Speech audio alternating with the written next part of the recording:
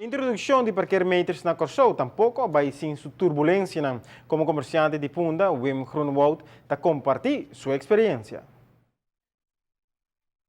Voor de business in Punda denk ik niet dat het goed is geweest. Want Punda, er zijn plannen nu om Punda weer te ontwikkelen, maar het heeft het niet goed gedaan. Persoonlijk vind ik dat het lastig is, want je gaat naar een vergadering, je vult voor 2 uur en je komt 3 uur later en je hebt een klem.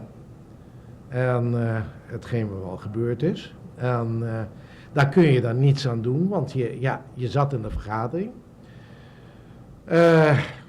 Mijn keus gaat in eerste instantie uit voor een parkeergarage. Ik zal altijd een parkeergarage gebruiken, want ik kan dan betalen nadat ik terugkom en whatever it is, heb ik mijn auto nog en geen klem.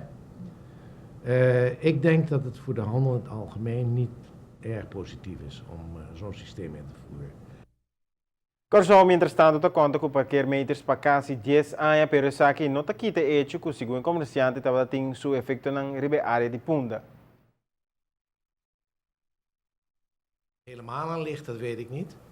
Want Punda heeft het gewoon wat moeilijker gekregen. Otrabanda is wat opgekomen. Er zijn meer ontwikkelingen aan die kant geweest.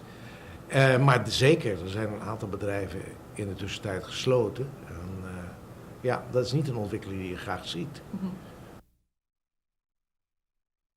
Com o nosso sistema, lota um hobby mais moderno, onde você hasta via o celular para recargar e parkeermeters aqui. Assim, esse comerciante está comentando que durante uma pessoa está fazendo suas compras, ele não está nada agradável, está pendente para o auto se está estacionando um parkeermeter.